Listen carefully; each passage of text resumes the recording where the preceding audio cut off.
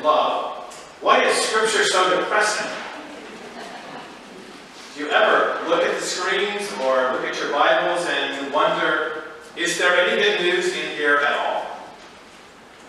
Seeing a different world is our Advent theme this year. And the first question that we are asking you to respond to is, what brings you the most hope? I hope you'll answer that. I thought about it and I'm not sure yet. I'm not sure what I'm going to write on my ornament, but I will write something. What brings you the most hope that a different world, that a new world is on its way, is being ushered in? What brings you the most hope that your world as a child of God is in the midst of evolving, of transformation? The season of Advent, or the 4 Sundays, weeks before Christmas, is a time to watch and to wait. It's a time for us to prepare to see the world and ourselves in a whole new way. Advent invites us, at least for the moment, to leave our cynicism, our doubt, and our despair behind, regardless of what we read in the Bible or see on the screen, so that our lives might be really, genuinely transformed with hope. The prophet Isaiah wanted to give his people a vision of a new and a better day.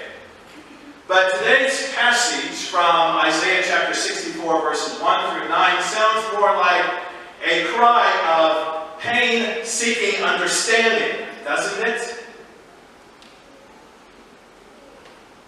That's because Isaiah was in exile.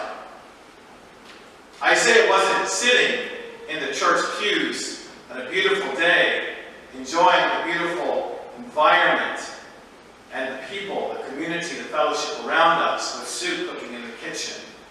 Isaiah was in exile.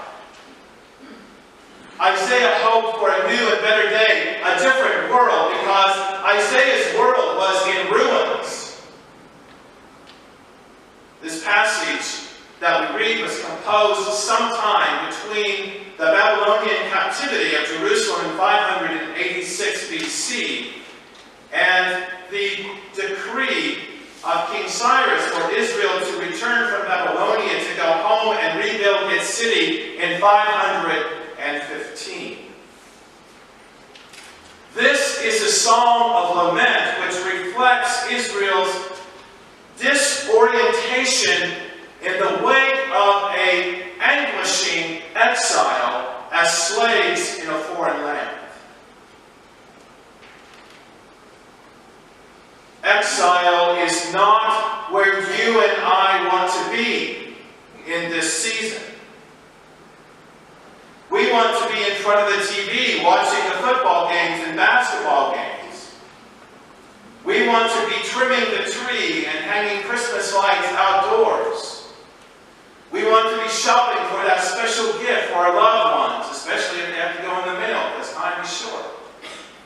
We want to be attending those festive parties, taking our children to see Santa Claus, playing in the snow, and listening to our favorite carols by candlelight. You know, that romance of the season. Yeah, a world. It's not Isaiah's world.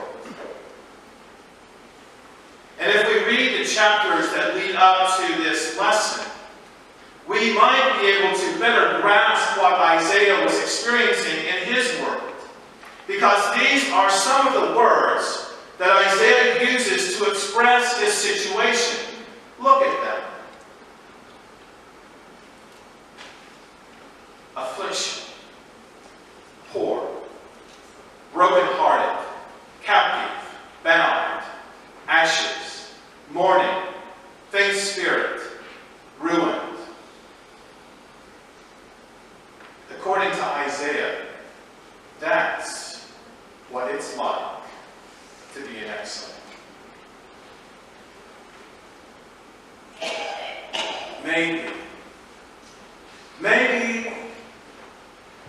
know someone who might identify with the prophet Isaiah. Maybe we know somebody in this season of Advent that find themselves in situations that they would never want to find themselves in. Afflicted, poor, broken-hearted, captive, bound, mourning, ruined, faint spirit, life in ashes. Isaiah is probably not the only one in this season of Advent that experiences exile. Our world is thousands of miles and thousands of years from the world of Isaiah and Babylonian captivity, but the fact of the matter is that there are some things in each of our lives and homes that are simply not fine. And maybe, just maybe, we are more like Isaiah than we realize. Exile teaches the young man or woman in prison whose life has been ruined because of one really bad choice that he or she wishes they could take back. Exile touches the family in Puerto Rico or Houston or Florida who lost their homes and their belongings during this hurricane season. Exile touches the family of a loved one diagnosed with terminal cancer or dementia, or the child who is a victim of a birth defect that will leave parents searching for answers on how to care for the child and to build the best life possible. Exile touches the war veteran who has seen things unimaginable and wonders how in the world human beings can be so cruel to each other.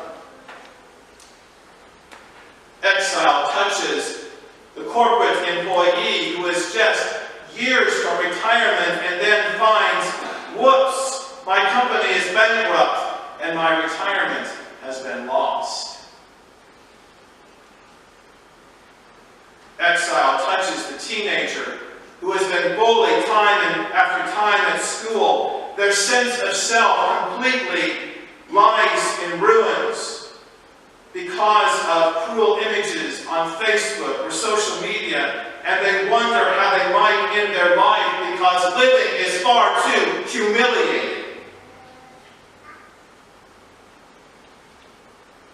Exile touches the meth or alcohol addict who was once full of hope and dreams, but now struggles to find a place to lay their head at night.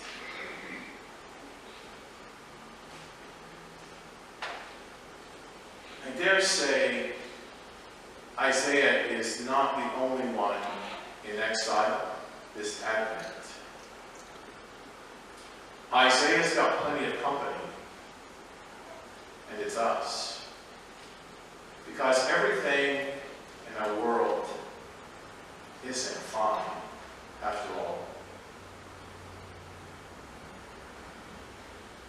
But church, there's hope.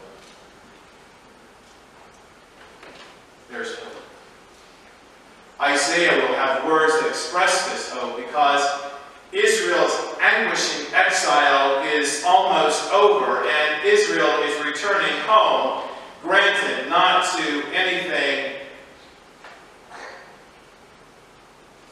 except ashes and the burned city and temple.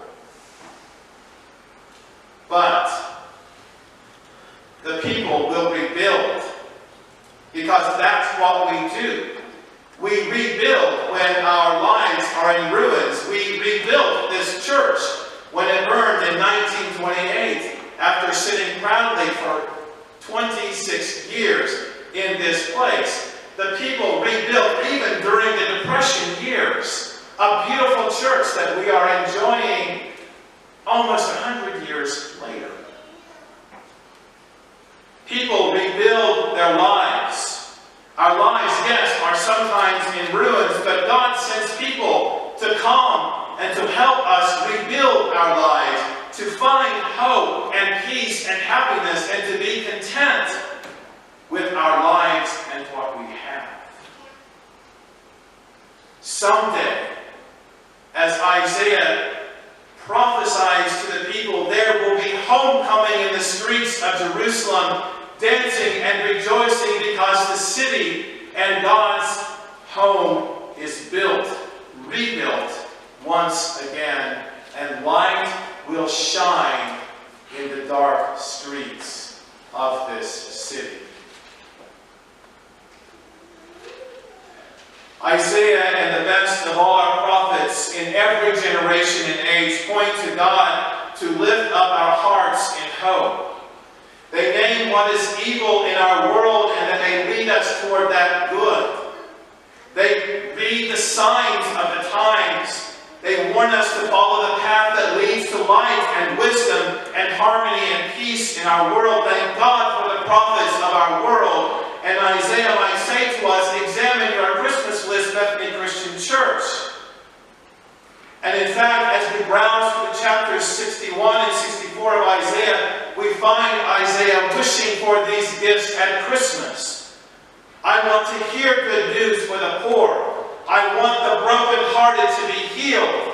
I want those who are in captivity to be set free from their bondage. I want those who mourn to be comforted. I want people who taste only ashes to be marked with the oil of gladness. I want God to rend the heavens down and for a new world to break forth upon us. I want the mountains to quake in God's presence. I want God's Spirit to rekindle a fire in the hearts of every man, woman, and child, that the communities and nations of this world will get their act together.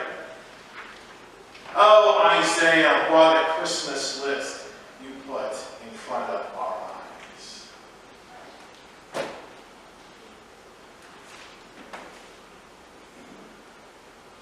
Advent begins in exile.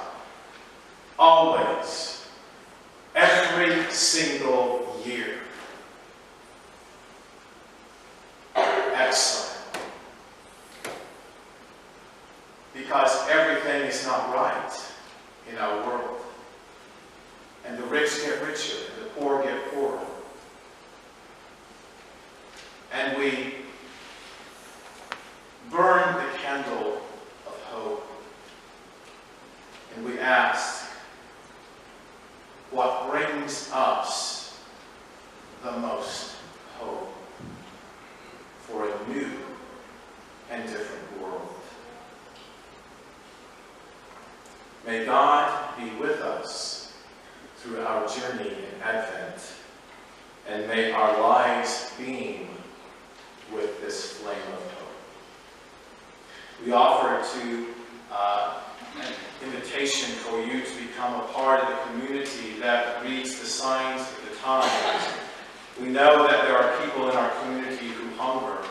We know there are people in our community who are too poor to buy gifts for their loved ones. We know there are people in our community who are in organizations like Houses of Hope who are trying to rebuild their lives from ashes. And God sends us forth into those places to light